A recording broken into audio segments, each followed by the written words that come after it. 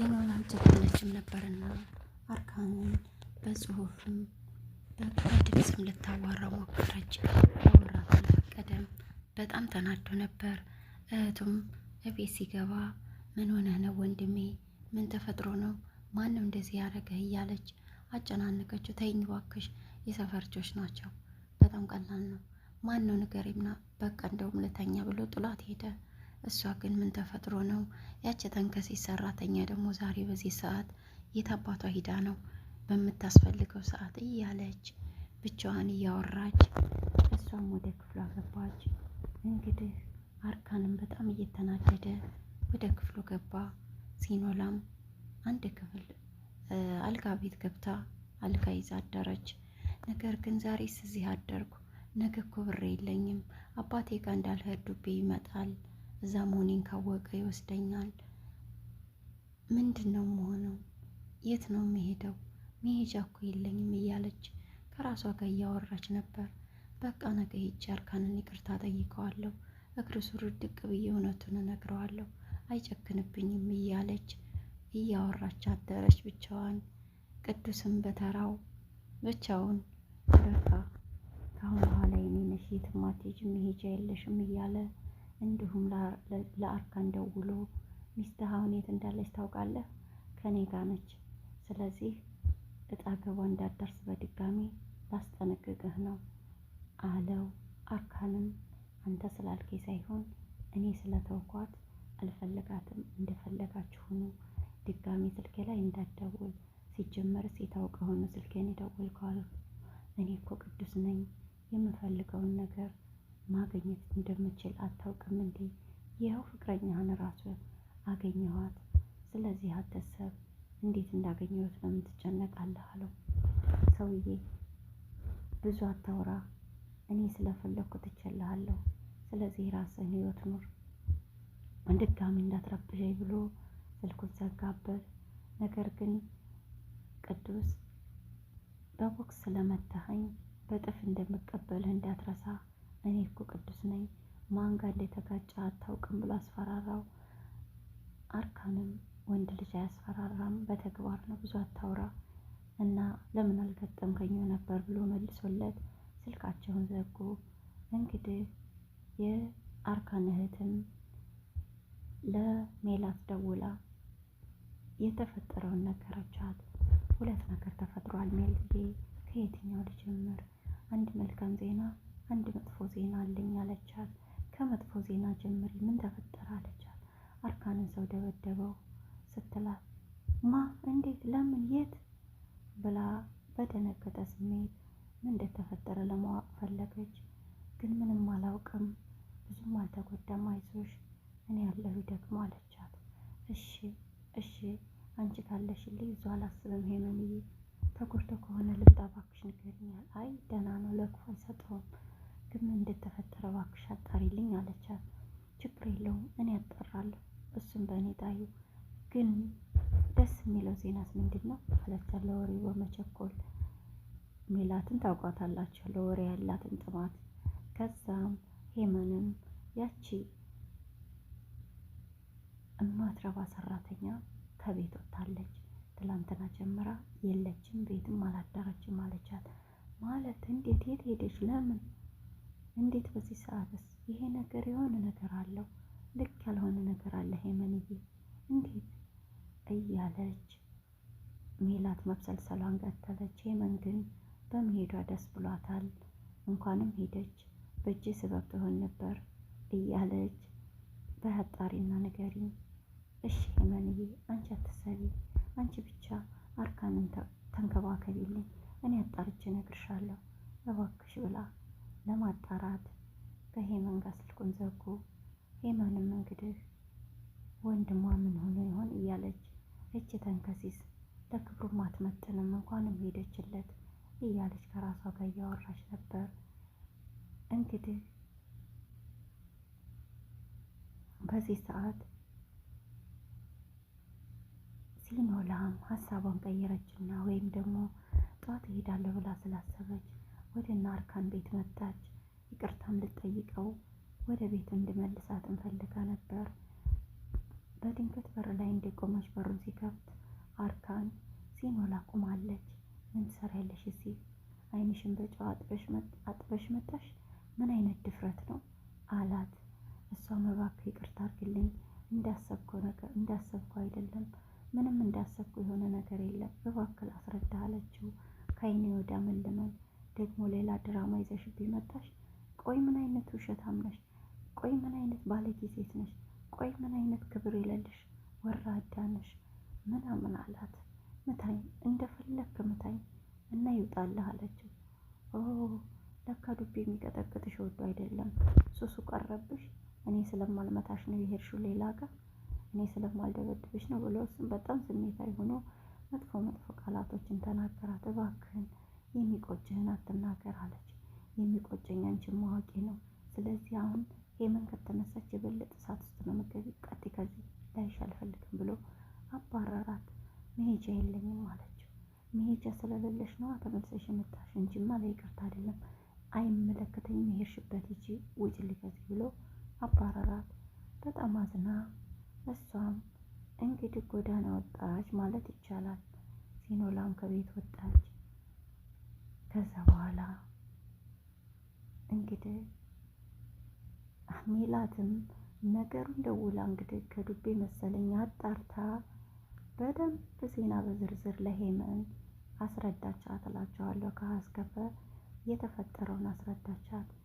አሀ ለካ ለዚህ ነው ወንድሜ ያልነገረኝ ብላ ወንድሟን ጠርታ ንገረኝ ወንድሜ ምንድን ነው የተፈጠረው? እባክህ ትላንት የሆንከውን ንገረኝ፣ አትጠይቅኝ አላት። በእርግጥ ሰምቻለሁ፣ አንተ ብትደብቀኝም ቆይችን ተንከሲስ ሴትዮ ለምንድን ነው የማትተዋት? ለክብርህም አትመጥን። እንዴት ከእሷ ጋር ዝቅ ብለህ እንደዚህ ትሆናለህ? ጭራሽ ለእሷ ብለህ ትጣላለህ አለች። ተይኝ ያልኩሽ እንኳን ሰማሽ፣ በቃ ተይኝ፣ በቃ ምንም ነገር አትናገሪኝ ብሎ ጥሏት ወደ ክፍል ጥሏት ገባ።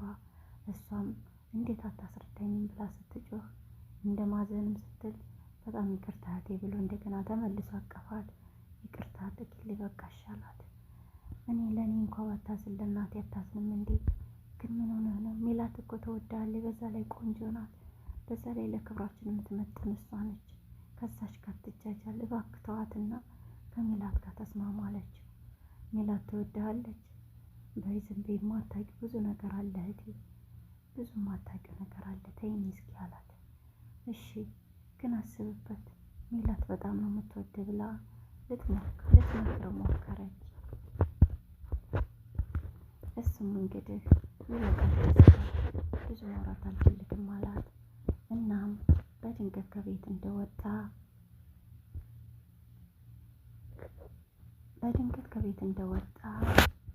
ቅዱስ የሆነ ጨለማ ቦታ ጠብቆ አገተው። አርካንም እንግዲህ በስለት ተወጋ።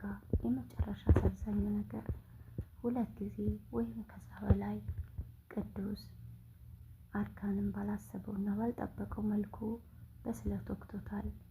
በጣም ተጎድቶ ይሆን? ከዚህ በፊትም ታስታውሱ ከሆነ ሲኖላ በቢላዋ ወግተው ነበር። አሁንም በድጋሚ ተወጋ በስለት። ጉዳቱ ከፍተኛ ይሆን? አርካን ምን ላይ ይሆን? ምን ይገጥም ይሆን? ሲኖላስ እንዴት ይሆን? አብረን የምናየው ይሆናል። እስካሁን አብራችሁ ስለነበራችሁ ምስጋና ከልቤ ነው። ሰላም።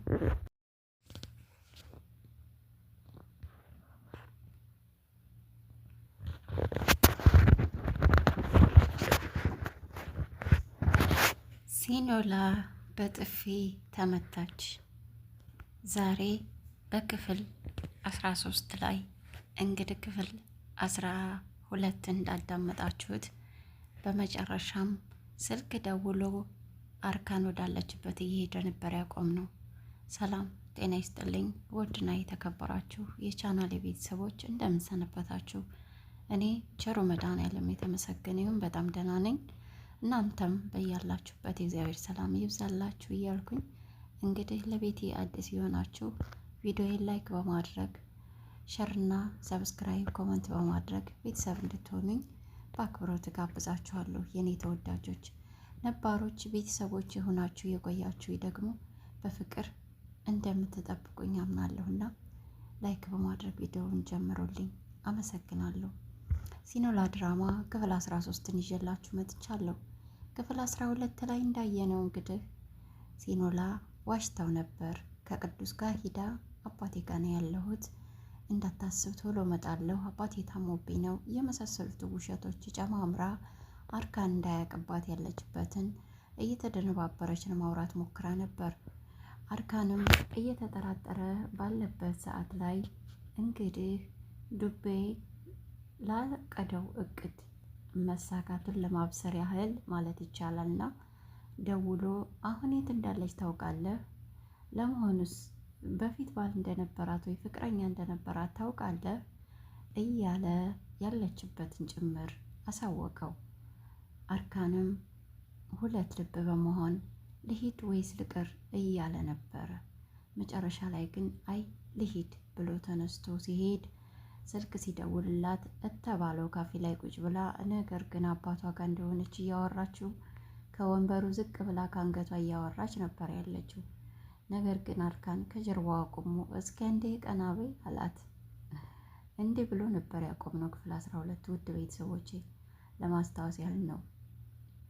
እናም ዛሬ በክፍል 13 ላይ እንደምታዩት በምስሉ ላይ አንድ ጊዜ በጥፊ አቀመሳት። የግራውን ወደ ቀኝ ያዞረው ሁሉ ነው የሚመስለው። የንዴት ጥፊ ነው። እስኪ በቃ አጣፋ ትላቸዋለሁ። ሲኖላ እንግዲህ ያልታደለች ልጅ ነችና ዱቤም ሲደበድባት ኑሮ መጣች። አሁን ደግሞ አርካን ተቀብሎ በጥፊ ያላ ትላቸዋለሁኝና እሷም እየተንተባተበች አይደለም እኮ እንደምታስበው አይደለም፣ እባክህ ተረጋጋ እያለች ለማስረዳት ሞከረች። እሱ ግን በቃሽ፣ ከአይኔ ወዳ ምልመን አይኔንም ልትዋሹ ነው ወይ?